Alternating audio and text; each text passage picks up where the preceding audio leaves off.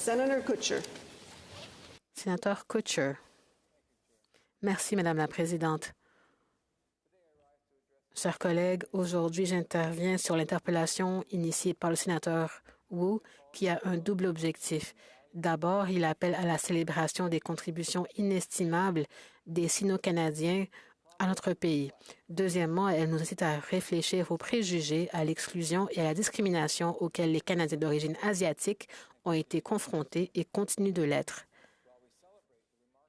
Si nous célébrons les contributions remarquables des Canadiens d'origine chinoise, nous ne pouvons ignorer la réalité historique ni les récits racistes qui perdurent aujourd'hui.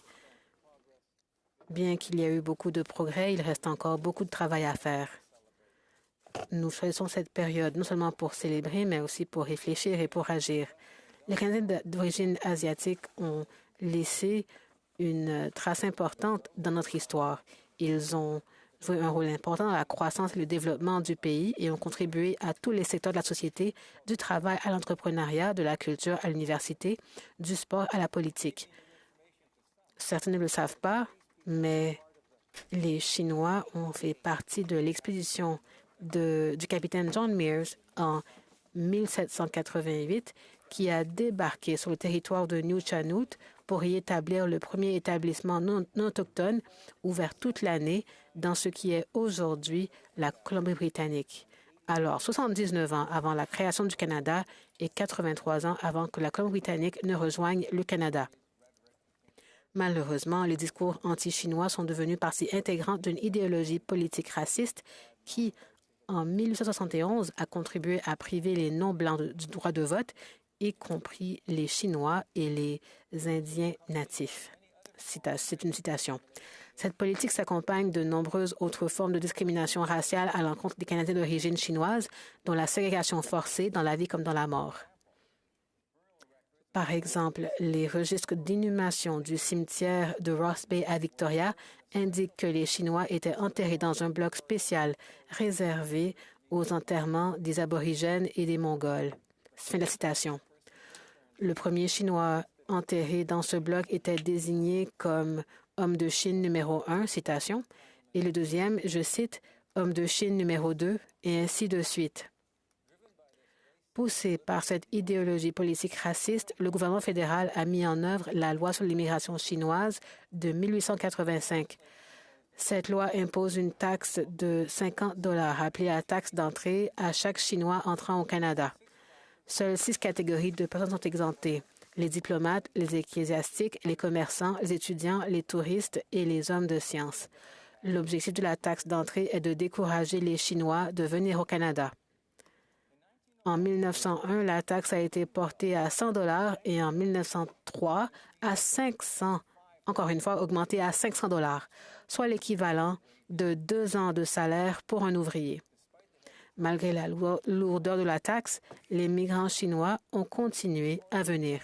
Selon le site du gouvernement de la Colombie-Britannique, aucun autre groupe ethnique dans l'histoire de la province n'a souffert d'un tel mauvais traitement officiellement sanctionné de ses membres lors de leur entrée au Canada sur une période aussi longue. Pendant la période de la taxe d'entrée, entre 1885 et 1923, plus de 97 000 immigrants chinois sont venus au Canada à la recherche d'une vie meilleure, contribuant ainsi à l'édification de la Colombie-Britannique et de la société canadienne. Les Canadiens savent qu'il y a eu l'exploitation des travailleurs chinois lors de la construction des sections occidentales du chemin de fer du Canadien Pacifique dans les années 1880. Donc, c'est bien connu. Et arrivés par bateau de Chine et de Californie, les 2 tiers environ de ces travailleurs étaient des Canadiens d'origine chinoise, travaillant pour la plupart sur les terrains les plus dangereux. Ils sont payés 1 $ par jour et doivent payer leur nourriture et leur équipement. Les travailleurs blancs, eux, sont payés entre 1,50 $ et 2,50 $ par jour et ne paient pas leurs provisions. Ce sont les travailleurs chinois qui se voient confier les travaux de construction les plus dangereux. Des centaines de personnes sont mortes d'accidents, de maladies et de malnutrition. Leur contribution est immortalisée dans la musique folklorique canadienne.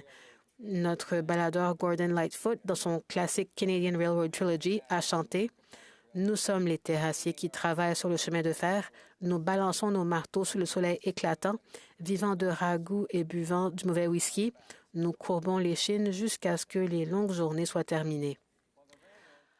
Alors que le chemin de fer n'aurait pas pu être construit sans eux, tous les travailleurs canadiens d'origine chinoise ont été évacués de la scène de célébration finale afin que la photo historique emblématique du dernier crampon cérémonial puisse être prise. C'est comme s'il n'avait jamais existé.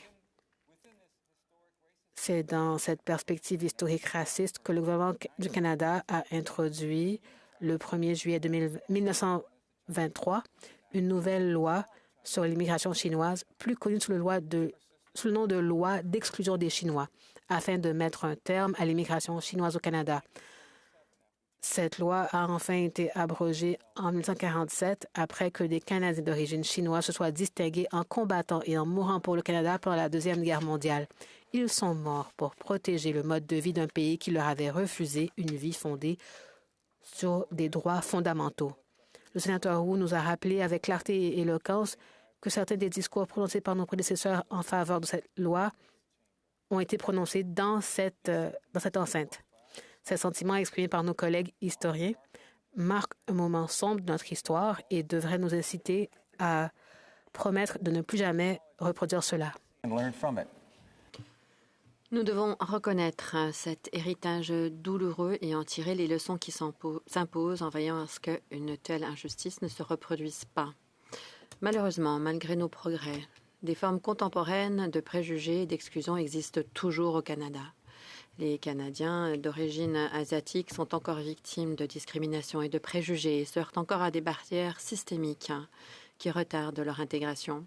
C'est donc notre responsabilité en tant que parlementaires de faire face à ces problèmes et de travailler afin de s'assurer que le Canada soit davantage inclusif. Pour y parvenir, les Canadiens doivent mettre l'accent en priorité sur l'éducation et sur une plus grande prise de conscience de notre histoire.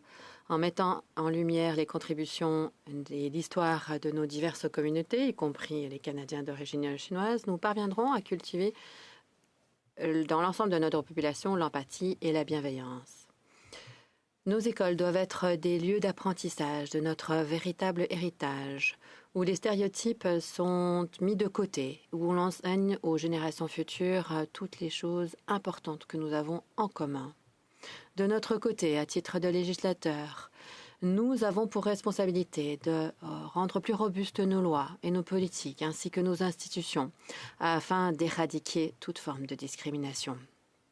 Au Sénat, c'est en reconnaissant et en gérant nos préjugés, des fois inconscients, et en faisant la promotion de la diversité dans les postes de direction et en créant des espaces respectueux, que nous allons pouvoir contribuer à un Canada qui accueille tout le monde et qui fait fi de la couleur de la peau et des autres facteurs qui sont souvent utilisés pour exclure certaines personnes.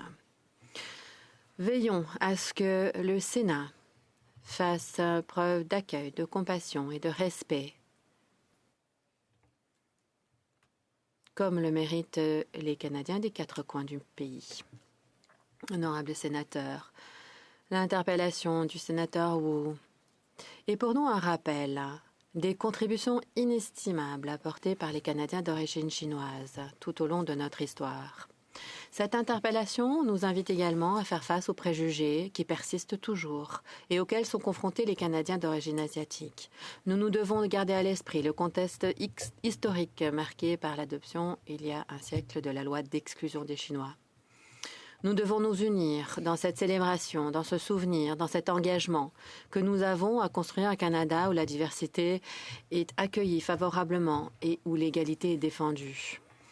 Chers collègues, le Canada a été construit par des mains de toutes couleurs et notre hymne national est chanté dans toutes sortes de langues. Ce sont ces différences qui nous rendent plus riches. Je vous remercie, honorable sénateur, de votre attention et de votre considération. J'espère que nous allons pouvoir travailler ensemble pour créer un Canada encore plus inclusif, où les préjugés ne sont pas acceptés et où nous honorons la contribution de tous les Canadiens d'hier et d'aujourd'hui. C'est ici que nous devons commencer. Merci.